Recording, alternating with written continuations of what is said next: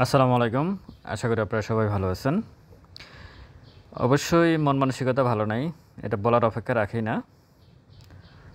Index আলোচনায় যদি বলি 41 পয়েন্টের মতো ইন্ডেক্স মাইনাস করছে আজকে। 272 কোটি টাকার লেনদেন, অ্যাডভান্স 81টা, ডিক্লাইন 236টা, আনচেঞ্জ 72টা। একটা বিষয় আমার মাথায় ঢোকে না, এই মুহূর্তে কারা ট্রেড করতেছে। আমি অবশ্য বিশ্বাস করি না যে ক্ষুদ্র বিনিয়োগকারীরা এখন ট্রেড করতেছে। এটা আসলে বড় বিনিয়োগকারীরাই এক কোড থেকে আরেক কোডে শেয়ারগুলোকে ট্রান্সফার করে দিচ্ছে, সেটার প্রমাণও আছে। আমি 1 মিনিট চার্টে সেটা দেখিয়ে দেবো আসলে তারা কিভাবে প্রতারণা করতেছে। তবে এটা ভয়ঙ্কর এক মার্কেট।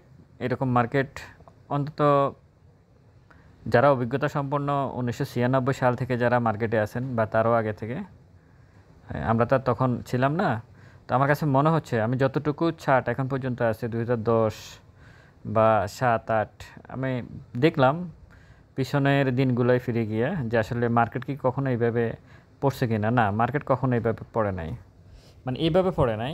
2010 সালেও মার্কেট পড়ছে,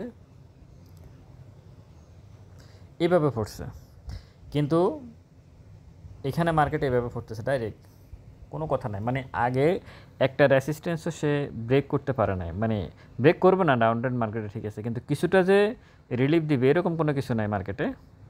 তো ভয়ঙ্কর এক মার্কেট বিনিয়োগকারীরা দেখতেছে অন্তত গত 2 মাস থেকে। এর আগে তো ছিলই, শিবলি কমিশনের সময় ছিল, এখন রাশেদ মাকসুদ কমিশনের সময় হচ্ছে। মার্কেটের কোনো উন্নতি নেই, চারিদিকে অস্থিরতা। সেই অস্থিরতাকে আরও জোরালোভাবে কাজে লাগাচ্ছে আসলে কারসাজিকারকরা। এটা হচ্ছে বাস্তবতা। এখানে আমি মার্কেট মেকার নিয়ে আবুল খায়ের হিরো এবং সাকিব আল হাসান নিয়ে আমি কিছু কথা বলতে চাই। তার আগে আসি টপে union bank, ICB, global Islami bank, national bank, first security ইসলামী ব্যাংক, এসআইবিএল। এটা আমি গতকালকের ভিডিওতে বলছিলাম যে স্টকগুলো আজকে ভালো করতে পারে। তো এগুলো সবগুলো হল্টেডের কারণ ছিল, সেটা হচ্ছে এখানকার অনেকগুলো ব্যাংক সরকার নিয়ে যাবে, সেটা জুলাইয়ের মধ্যে কমপ্লিট করবে। তো সেই বিবেচনায় এই শেয়ারগুলো আজকে ভালো করছে। ধারণা ছিল হয়তো এই শেয়ারগুলোর উপর ভিত্তি করে ইন্ডেক্সটা পজিটিভ থাকতে পারে, কিন্তু না, ইন্ডেক্সকে নেগেটিভ করে দিছে। কিন্তু ইন্ডেক্স নেগেটিভ করলে এখন সুবিধাটা কি, এর সাথে সাথে যে শেয়ারগুলো পড়ার কথা না ওই শেয়ারগুলোকে ফালানো যায়। মানে পড়া উচিত না কিন্তু ফালানো হচ্ছে, এটা হচ্ছে সবচেয়ে বড় সুবিধা। ইন্ডেক্স নেগেটিভ করে দিতে পারলে এই কাজটা করা যায়। তো সেটাই হচ্ছে। লুজারে bank Asia, NCC bank, Sonargaon textile. লুজারের বিষয়ে আমি একটা কথা বলবো, সেটা হচ্ছে যারা আসলে আপনার হাতে এখন ব্যাংকের যে স্টকগুলো আছে, যদি আপনি ধারণা করেন যে আপনার স্টকগুলো ডিভিডেন্ড দিতে পারবে না, যে কয়েকটা যে অন্যান্য যারাগুলো দেওয়ার তারা তো দিয়ে দিছে, যেমন পূবালী ব্যাংক বলেন, ইবিএল বলেন, উত্তরা ব্যাংক বলেন, তারা তো দিয়ে দিছে। কিন্তু যেগুলো আসলে trading stock, AB bank, IFIC bank, one bank, Rupali bank, আপনার তারপর এই যে এই ব্যাংকগুলো, global Islami bank, union bank, হ্যাঁ, মানে এরকম আপনার হাতে যে স্টকগুলো আছে, যারা এখনও ব্যাংকের যে স্টকগুলো আছে, যারা এখনও ডিভিডেন্ড ডিক্লেয়ার করে না, হয়তো আগামীকাল করবে, আগামী পরশু করবে, বা তার এই মাসের ভিতরে করবে, এখনও করে নাই। আপনারা যারা আসলে ডিভিডেন্ড নিতে চাচ্ছেন, আমার কাছে মনে হচ্ছে বের হবেন কিনা চিন্তা ভাবনা করে দেখবেন। কারণ ডিভিডেন্ড ডিক্লেয়ারের পর কিন্তু 10-12% কিন্তু পড়ে যাবে, এটুকু মাথা রাখবেন। কিন্তু মানে এতটুকু শক্ত অবস্থান যদি মনের ভিতরে থাকে, তাহলে ধরে রাখেন হ্যাঁ, মার্কেট যখন ভালো হবে তখন আপনি আপনার শেয়ারের প্রাইসটা পাবেন। কিন্তু যদি এটুকু আপনি নিতে না পারেন, তাহলে মনে হয় লস যা হয়েছে 15-20-30% যা হয়েছে, আপনি আরও ডিভিডেন্ড ডিক্লেয়ারকে কেন্দ্র করে আরও 10% কারেকশান ধরে রাখেন নর্মালি। এটুকু আপনাকে আসলে বিবেচনায় রাখতে হবে। এখন কি লস বুক করে বের হবেন কিনা, না ধরে রাখবেন, চিন্তা ভাবনা করে দেখতে পারেন, যাদের এখনও ডিভিডেন্ড ডিক্লেয়ার হয় নাই। লুজারে bank Asia, NCC bank, Sonargaon textile বলছিলাম। বেলুতে BRAC bank, square pharma, BPPL, বিশেষারি। বলিয়ামে IFIC bank, BPPL, AB bank, first mutual fund, NRB bank, global Islami bank. বলিয়ামে আইএফআইসি ব্যাংক করছে 7,51,00,000 টাকার বলিয়াম আজকে। বারাকা ফতেঙ্গা করছে 7,79,00,000। AB bank first mutual fund করছে 2,11,00,000। তো ব্যাংকের শেয়ারগুলো বারাকা ফতেঙ্গা, আইএফআইসি ব্যাংকের সম্ভবত কালকে বা পরশু ডিভিডেন্ড ডিক্লেয়ার আছে। সে ভলিউম করছে ঠিক, কিন্তু প্রাইস খুব বেশি বাড়ে নাই, 5% পর্যন্ত বাড়ছে, পর আবার ইন্ডেক্সের আসলে কারেকশানে সে ধরে রাখতে পারে নাই, প্রাইস পড়ে গেছে। বারাকা পতেঙ্গা নেগেটিভ কারেকশান করছে, নেগেটিভ ভলিউম করছে। আর AB bank first mutual fund ঠিক আছে, আমার কাছে মনে হচ্ছে যে আগামী এই যে কয়দিন আছে ঈদের আগে মিউচুয়াল ফান্ড যে কোনো মুহূর্তে একটা মুভমেন্ট দিতে পারে, এটা আমার ধারণা মনে হচ্ছে। আজকে কিন্তু মিউচুয়াল ফান্ডগুলো কিন্তু খুব বেশি প্রাইস কিন্তু কমে নাই, মানে মিউচুয়াল ফান্ডগুলোর প্রাইস যে যেখানে আছে সে সেখানে বসে আছে, এতটুকু ইন্ডেক্স মাইনাস হওয়ার পরেও, 40-এর উপরেও ইন্ডেক্স মাইনাস হওয়ার পরেও। ট্রেডে বিশেষারি, square pharma, BAT BC, S Alam ট্রেডে। ইন্ডেক্স মুভারে ICB 3.74, national bank 2.79, Islami bank 2.85, social Islami bank 1.72। আর ইন্ডেক্স নেগেটিভ করে রাখছে square pharma 5.42, bank Asia 5.13, Alarafah Islami bank 4.34, bat BC 3.65। ওই যে বললাম নেগেটিভ, এই যে ব্যাংক এশিয়া বা স্কয়ার ফার্মা তো ডিভিডেন্ড ডিক্লেয়ার করছে কিনা আমি ঠিক দেখি নাই, আমার জানা নাই কী কারণে পড়তেছে। আর ব্যাট বিসি নিয়ে আমি কথা বলবো আলাদাভাবে। ব্যাট বিসিও 3.65 নেগেটিভ করে রাখছে ইন্ডেক্স, মানে ব্যাট বিসি তো অনেক ভালো শেয়ার হলে যে সবসময় নামের উপরে যে এন্ট্রি নেওয়া যায় না, সেটার জন্য আমি আসলে ব্যাট বিসি নিয়ে কথা বলতে চাচ্ছি। এই যে এই নেগেটিভ যে bank Asia, Al-Arafah Islami bank বা এনসিসি ব্যাংক, এই ব্যাংকগুলো যে নেগেটিভ, এগুলো হচ্ছে মূলত ওই যে ডিভিডেন্ড কারেকশান করার কারণে এখন সমস্যা হচ্ছে, মানে ডিভিডেন্ড ডিক্লেয়ার করছে অথবা নো ডিভিডেন্ড আসলে এখন শেয়ারের প্রাইস পড়তেছে ব্যাংক, বিশেষ করে ব্যাংক।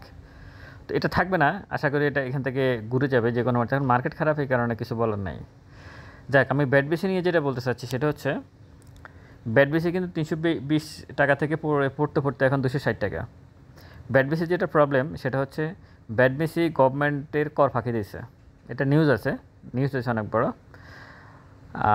আচ্ছা, আইসিবি নিয়ে আমি একটু কথা বলবো। আইসিবি আজকে হলটেড করছে, আইসিবি নিয়ে একটু কথা বলবো, যে টাকার 15,000 কোটি টাকার ব্যাপারে একটা কথা বলতে চাচ্ছি। ব্যাট বিসি আসলে 320 থেকে 260-এ চলে আসছে, তার সর্বশেষ কোয়ার্টারের ইপিএস এবং নেট অপারেটিং সব কিছু মাইনাস, এবং সে সরকারের কর ফাঁকি দিয়েছে, সম্ভবত জরিমানার মুখোমুখি হতে পারে, যার কারণে একদম শার্প কারেকশান, মানে উপর থেকে কিছু একটা ছেড়ে দিলে 10তলা বিল্ডিং থেকে যেভাবে পড়ে ব্যাট বিসি কিন্তু ওভাবে পড়তেছে, এবং তার গন্তব্য আরও অনেক নিচে, মাথায় রাখবেন। তার মানে ভালো স্টক হলেই যে নামের উপর অনেক কিছু বিশ্লেষণ করার পরেও ভুল হয়, এরপরও প্রাইস কমে, তার উপরে হঠাৎ করে আসলে নামের উপরে অনেকে ফোন দিয়ে বলেন ভাই এটা তো ভালো, যেমন অনেকে এখন ফোন দিয়ে বলবেন যে বলছে অলরেডি গত 2-3 দিন আগে আমাকে, ভাই ব্যাট বিসিতে ভালো পড়তেছে কেন, কিন্তু ভিতরের ইপিএস দেখতে হবে, ইপিএস নেট অপারেটিং এগুলো দেখতে হবে, তো না দেখলে হবে না। তো ভালো বলতে আসলে দুইটা জিনিস আপনাকে ক্যালকুলেশন করতে হবে, একটা হচ্ছে স্মার্ট মানির ক্যালকুলেশন, আর একটা হচ্ছে আসলে কোম্পানির ক্যালকুলেশন। এই দুইটা জিনিস যদি আপনি ক্যালকুলেশন করতে না পারেন, তাহলে স্মার্ট মানির ক্যালকুলেশন করতে হবে আপনার বিবেক দিয়ে, বুদ্ধি দিয়ে, মেধা দিয়ে। আর মানে ফান্ডামেন্টাল যে শেয়ারগুলো আছে, ভালো শেয়ার, সেগুলো আপনাকে ক্যালকুলেশন করতে হবে আসলে তার সমস্ত ইপিএস, নেট অপারেটিং, আর প্রিভিয়াস ডিভিডেন্ড, এখন ডিভিডেন্ড ইল কেমন, লোন আছে কিনা, পিই কত, এই সমস্ত কিছু বিশ্লেষণ করে। শুধু নামের উপরে কোনো স্টকে এন্ট্রি নেওয়া যাবে না। এটা হচ্ছে ব্যাট বিসির উদাহরণ, এরকম আরও অনেক উদাহরণ দেওয়া যাবে, আমি কোম্পানির নাম নিতে চাচ্ছি না আর এই মুহূর্তে। যাই হোক, এখন এই যে 272 কোটি, আর আইসিবি নিয়ে আমি যেটা বলবো সেটা হচ্ছে 15,000 কোটি টাকা। আসলে 15,000 কোটি টাকা এটা নিউজে আসছে, ডাইরেক্ট নিউজে, এটা কোনো অনলাইন পোর্টাল না, মানে অনলাইন পোর্টালে কোনো কথা হয় নাই, সরাসরি এটা জাতীয় পর্যায়ের একটা নিউজ আসছে, মানে মিডিয়াতে আসছে, টেলিভিশনে আসছে, এবং টেলিভিশন থেকে ফোনও করা হয়েছে আইসিবির চেয়ারম্যানকে এবং এমডিকে। তারা এই ব্যাপারে কথা বলছে, তারা আবেদন করবে বলছে সরকারের কাছে, এবং তারা এই ব্যাপারে কাগজপত্র রেডি করতেছে যে 15,000 কোটি টাকা তারা সরকারের কাছে চাইবে, আইসিবি চাবে না।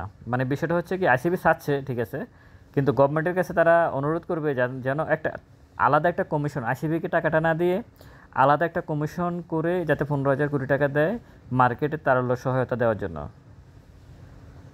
এটা মানে আইসিবিকে না, আইসিবিকে আপনারা ভুল বুঝতেছেন, আমি এটা হয়তো মিস্টেক করে গেছি কথাটা।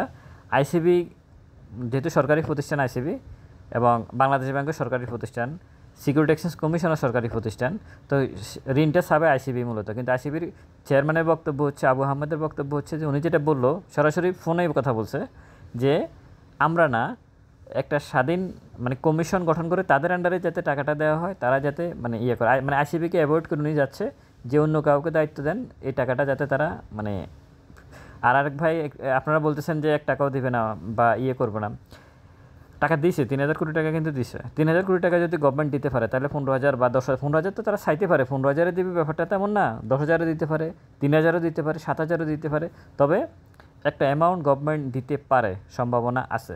যদি মার্কেট মেকাররা এইভাবে অসভ্য আচরণ করতে থাকে তাহলে দেওয়ার সম্ভাবনা আছে, আমার কাছে মনে হচ্ছে দিতে। এটা আমার ব্যক্তিগত ধারণা যে আইসিবিকে না হলেও গভর্নমেন্ট একটা টাকার সাপোর্ট দিয়ে মার্কেটকে টেনে তোলার চেষ্টা করতে পারে, কারণ এনসিপি নির্বাচনে আসবে আগামী দিনে।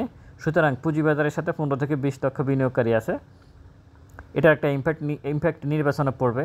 অন্তত নির্বাচনকে কেন্দ্র করে হলেও গভর্নমেন্ট এই সাপোর্টটা দিতে পারে, সম্ভাবনা আছে। মানে এখানে রাজনৈতিক প্রেক্ষাপটও বিশ্লেষণ করতে হবে। যাই হোক, ইন্ডেক্সটা পড়লো, ইন্ডেক্সের এখন এই মুহূর্তে যদি আমি টেকনিক্যাল বলি কোনো গন্তব্য না, নিচে কোনো এগুলো বলাই যাবে না যে এটা কোথায় যাবে বা কী হবে না হবে।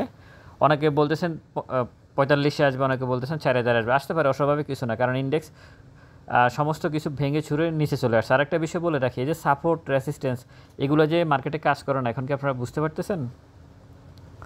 মানে আসলে এখানে একটা টেকনিক্যাল অ্যানালাইসিস বলতে একটা বিষয় আছে, এখানে টেকনিক্যাল অ্যানালাইসিস বলতে একটা বিষয় আছে। আপনারা দেখবেন কিছু স্টকের প্রাইস, যেমন আমি নামই বলি খান ব্রাদার্স, এখন মনে হয় 10 টাকা না 15 টাকা না 20 টাকা এরকম আছে। সে কি 110 টাকায় থাকার কথা? সিস্টেম অনুযায়ী থাকার কথা না। তার প্রাইস হিসেবে কিন্তু আসলে হয়তো 20 টাকা আসা উচিত, 15 টাকা, মানে হিসেবে আপনি যদি অন্যান্য শেয়ারের দিকে আপনি শেয়ার ক্যালকুলেশন করেন তাহলে তার হিসেবে সে এখানে আসা উচিত, কিন্তু সে আসতেছে না কেন? এটাই হচ্ছে স্মার্ট মানি ক্যালকুলেশন। মানে আপনাকে বুঝতে হবে যে ওই জায়গায় বড়রা আটকে আছে, 119 টাকার মধ্যেই হয়তো তারা স্ট্রাইক হয়ে আছে। এগুলো আপনাকে ক্যালকুলেশন করতে হবে। এখানে টেকনিক্যাল চার্ট দেখে টেকনিক্যাল অ্যানালাইসিস করার থেকে স্মার্ট মানির মানে বড় যারা, তারা ওই স্টকটাতে কীভাবে প্লে করতেছে, তারা আসলে কোথায় কোথায় আটকে থাকতে পারে, এটা চার্ট দেখে আপনাকে অনুমান করতে হবে। তারপর আপনি হয়তো টেকনিক্যাল দিক বিবেচনা করে ট্রেড প্ল্যান সাজাতে পারেন। এটা হচ্ছে বড়দের মনস্তাত্ত্বিক বিষয়, আপনাকে আসলে মাথায় নিতে হবে। মানে বড়রা কোথায় কোথায় কোন শেয়ারে কোন জায়গায় আটকে আছে বলে আপনার কাছে মনে হয়, ভলিউম দেখতে হবে, আপনাকে ট্রেড দেখতে হবে, 1 মিনিট চার্ট দেখতে হবে, ভলিউমটা কোথায় গিয়ে সে আবার কেন নিচে ফেলাইলো বা কোথায়, মানে এই অন্তত 8-10টা বিষয়। মানে টেকনিক্যাল অ্যানালাইসিস বলতে শুধু যে candle, hammer candle, hanging man candle, dragonfly candle, volume এ করছে সে করছে, এগুলো না, এগুলো তো আছে। এর বাহিরে একটা স্টকের ট্রেডিং স্টকের ক্ষেত্রে আপনাকে বড় বিনিয়োগকারী ওই শেয়ারটা নিয়ে যে প্লে করে তার মনস্তাত্ত্বিক আচরণটা, মানে মনস্তাত্ত্বিক বিষয়টা আপনাকে চার্ট দেখে অনুমান করতে হবে। এটা হচ্ছে মূল বিষয়, এটা টেকনিক্যাল অ্যানালাইসিস, এর বাইরে কিছু না। যাই হোক, 1 মিনিট চার্ট যদি আমি বলি, আমি যে বললাম যে এই মুহূর্তে কারা আসলে সেল করতেছে, 1 মিনিট চার্টে আমি দেখতেছি যে এই শেষ মুহূর্তের এই যে এটা কিন্তু কোনো ক্ষুদ্র বিনিয়োগকারী করে নাই, এটা পরিষ্কার যে এই জায়গায় কোনো ক্ষুদ্র বিনিয়োগকারী শেষ, এটা বড়দের কাজ, এটা কোনো ক্ষুদ্র বিনিয়োগকারী না। ক্ষুদ্র বিনিয়োগকারী হয়তো এখান থেকে করতে পারে, এই জায়গাগুলো করতে পারে, এই ছোটো ছোটো জায়গাগুলো হয়তো তারা ট্রেড করতে পারে, সেটা হতে পারে। কিন্তু এগুলা এবং এই যে বাই সেলগুলা এটা বড়রা করছে, এটা মানে এটাই হচ্ছে কারসাজির মানে ইনসাইডার ট্রেড বলতে আমরা যেটা বুঝি সেটা। কারণ 272 কোটি টাকার লেনদেনে এত বড় মানে অ্যাডজাস্টমেন্ট হয় না। লাস্ট যে 220-এ যে অ্যাডজাস্টমেন্টটা হলো, এত বড় ভলিউম হয়ে গেছে, এটা কোনোভাবেই সুস্থ, মানে এটা কোনো সুস্থ মানুষের কাজ না যে কোনো সুস্থ মানুষ লসে এইভাবে শেয়ার সেল দিয়ে সে বের হয়ে যাবে। সে জানে লসে শেয়ার সেল দিলে আরও 6 মাস আগে দিয়ে দিত, আজকের দিন পর্যন্ত অপেক্ষা করতো না। এই যে অ্যাডজাস্টমেন্টগুলো, এইগুলো হচ্ছে কারসাজির একেবারে চূড়ান্ত লেভেলে, একেবারে নগ্নভাবে। কমিশন এখানে ব্যর্থ, পুরোপুরি ব্যর্থ। সে এটা এখন এটা প্রমাণিত যে কমিশনের থেকে কারসাজিকারকরা অনেক বেশি শক্তিশালী। আরে ভাই রাশেদ মাকসুদ, তুমি যদি পারবা না তাহলে সেটা ধরো কেন? তুমি যদি আবুল খাইর হিরো আর সাকিব আল হাসানকে যদি তুমি নিয়ন্ত্রণ করতে পারবা না, তারা যদি এতই সিন্ডিকেট, যদি তাদের এতই শক্তিশালী হয়, তো তুমি ধরছো কেন? এখন যদি ইন্ডেক্স 3000-এ নিয়ে আসে, তুমি কী করবে এরপর? সেকেন্ডারি মার্কেট বলতে কি কিছু থাকবে? তুমি তো উচিত ছিল তাদেরকে আগে নিয়ে ইন্ডেক্সকে 10,000-এ নিয়ে যাও, তারপর একটা একটা করে ধরতা। এক মার্কেট পতন হচ্ছে, তারপর আরও পতন হচ্ছে, তাহলে কীভাবে হবে? তাহলে আর এক ভাই বলছিলেন যে অনেক শেয়ার ওভার ভ্যালুড আছে। হ্যাঁ আছে, অনেক শেয়ার এখনও ওভার প্রাইজে আছে, ঠিক আছে, আবার অনেক শেয়ার তো একেবারে মানে ডাউনে তলানিতে আছে, তলানির থেকে বেশিরভাগ শেয়ার তলানি থেকে তলানিতে আছে। আমি এটা বলতে চাচ্ছি যে ঠিক আছে অনেক শেয়ার ওভার প্রাইজ আছে, সেটা ঠিক আছে। ওভার প্রাইজ আপনি কীভাবে নির্ধারণ করতেছেন? ডিভিডেন্ডকে কেন্দ্র করে তো, ইপিএসকে কেন্দ্র করে তো। আপনি যদি সেই হিসাব করেন তাহলে তো মার্কেটের ইন্ডেক্স যদি 500-তে আসে, ইন্ডেক্স 500-তে আসে, তাহলে মোটামুটি প্রাইস মানে মোটামুটি একটা লেভেল হবে যে না, এখন আর মার্কেট ওভার প্রাইস নাই। এখন কি ইন্ডেক্সকে 500-তে নিয়ে আসবেন? ইন্ডেক্স যদি 500-তে আসে তাহলে অনেক শেয়ার যেমন ব্যাট বিসি আছে ওভার প্রাইস আছে, ওয়ালটন আছে ওভার প্রাইস আছে, আপনার তারপরে যে বড় বড় যেগুলো আমি বলতেছি, তারপরে যে আপনার এই ব্যাক্সমিকো লিমিটেড যেটা ফ্লোরে এখন আটকে রাখছে, ইসলামী ব্যাংক আছে, আপনার হিসাবে ব্র্যাক ব্যাংক ওভার প্রাইস আছে। ব্র্যাক ব্যাংক ডিভিডেন্ডের সাথে আপনি হিসাব করেন 20% ক্যাশ এবং স্টক ডিভিডেন্ডে তার শেয়ারের প্রাইস কত, সেও তো ওভার প্রাইসে আছে। তা আপনি এইভাবে হিসাব করে নিয়ে আসেন নিচে, এটা কি বলে ইন্ডেক্স তাহলে 500-তে আসবে। এখন কি এখানে নিয়ে আসবেন কিনা ইন্ডেক্স 500-তে আনলে তারপর প্রাইস লেভেল ঠিক হবে? এগুলো কোনো যুক্তির কথা না। মার্কেট ওভার প্রাইস থাকবে, মার্কেট ডাউন প্রাইসে থাকবে, এটা মূল বিষয় না। মার্কেট এখন হচ্ছেটা কি? এটা কি কোনো সুস্থ মানুষের কাজ? এটা তো কোনো সুস্থ মানুষের কাজ না। আমাদের মার্কেট কি 272 কোটি টাকার লেনদেন হওয়ার কথা? যাই হোক, ইন্ডেক্স আলোচনায় আমি এটুকু বলবো যে আপনারা এই মুহূর্তে যদি কারো কাছে ক্যাশ টাকা থাকে, জাস্ট মার্কেটকে আপনারা দেখুন। অন্তত বাজেট নিয়ে আমি কথা বলবো, 2 তারিখে বাজেট ঘোষণা করবো। আসলে বাজেটকে কেন্দ্র করে এই যে এইভাবে যে এখন যে ঘটনাগুলো দেখতেছেন এইখান থেকে, এই ঘটনাটা এটা এই কতটুকু কিন্তু বাজেটকে আমি আবারও দেখাচ্ছি, এই কতটুকু কিন্তু বাজেটকে কেন্দ্র করে হচ্ছে। এখন যে পড়াটা পড়তেছে এটা হচ্ছে বাজেটে কিছু মধ্যস্থতাকারী যারা মার্চেন্ট ব্যাংক ব্রোকার হাউস, তারা কিছু দাবি দেওয়া চাচ্ছে, সেগুলো নিয়ে কথা বলবো আমি। আর ওই যে ক্ষুদ্র বিনিয়োগকারীরা বসবে কমিশনের সাথে, সেটা নিয়ে কথা বলতে হবে। তো ইন্ডেক্স আলোচনা এটুকুই। আপনাদের হাতে কারো কাছে যদি ক্যাশ টাকা থাকে, জাস্ট ওয়েট অ্যান্ড সি মোডে থাকুন। এটুকুই এই মুহূর্তে বলার। ভালো থাকবেন সবাই, ভিডিওটা শেয়ার করবেন। আসসালামু আলাইকুম।